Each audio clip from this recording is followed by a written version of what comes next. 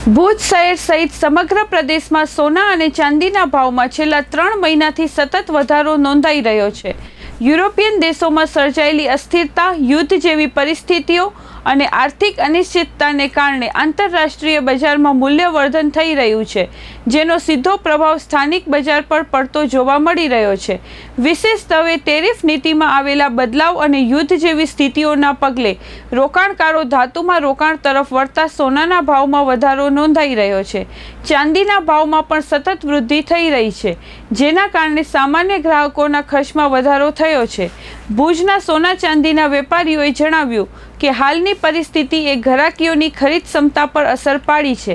વેપારીઓનું અનુમાન છે કે જો વૈશ્વિક પરિસ્થિતિમાં સ્થિરતા નહીં આવે તો ભાવ હજી વધુ ઊંચાઈએ પહોંચી શકે છે। સામાન્ય લોકો માટે આ મોંઘું બની રહ્યું છે। ભુજના લક્ષ્મી જ્વેલર્સના ધર્મેન્દ્રભાઈ બારમેડાએ ચંચળ ન્યૂઝ સાથે વાત કરી હતી। મારું નામ Dharmendra Barmeda, Lakshmi jewellers, hospital road, Bhuj. અત્યારે સોના અને ચાંદીના ભાવમાં છેલ્લા લગભગ 3-4 મહિનાથી સતત વધઘટ થતી રહે છે।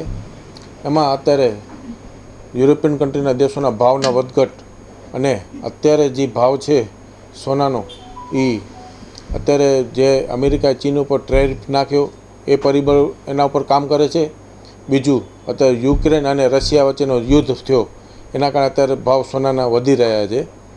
સોનાનો ભાવ આજથી 2 દિવસ પહેલાં સોનાનો ભાવ 98,400 હતો, જે આજ વધીને 99,700 થયો છે।